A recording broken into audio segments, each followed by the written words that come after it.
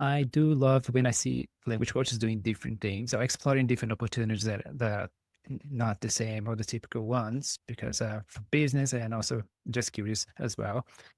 Tell us, when did it click for you that you had an opportunity that you wanted to do this, that a holiday Mm. program could be a business? Well, take us to the beginning. When was that like, oh, I want to do, like, what was the original story?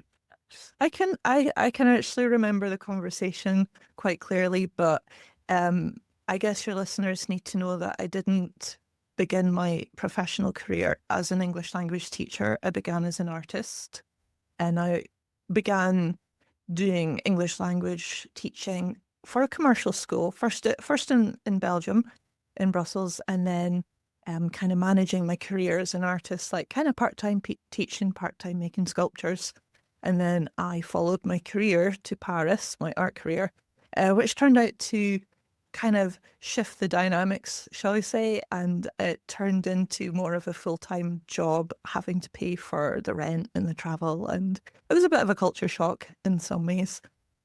So I've got 10 years commercial language teaching experience behind me. In the beginning, I was doing it to support doing more interesting things for my career. And then I would do, I really, a lot of your listeners will probably relate to this, but I was walking into people's offices and like kind of all in corporations all over the city, really, with my books under my arm and my folder and my pre-written course.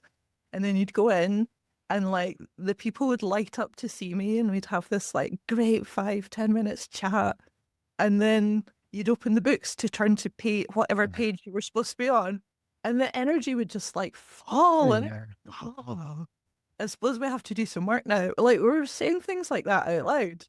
And I was really slow to actually go, do you know what? What I'm doing in these 5 minutes is really valuable. It's not what I'm getting paid to do.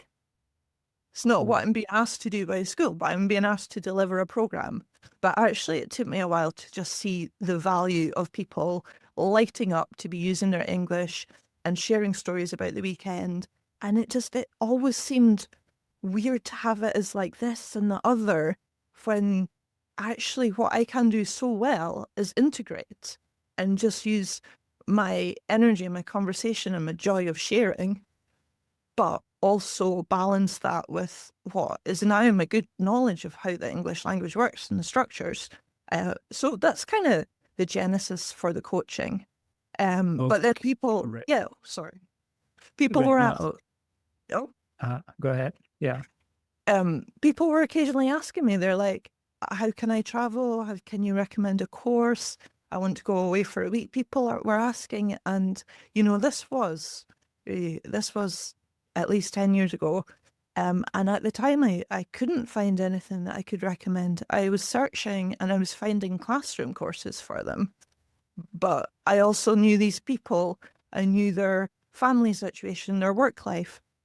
I knew the pressure they were under at work. I didn't really want to then send them on an expensive holiday to sit in a classroom and to be treated like a number as well, which is what a lot of the bigger language course programs do.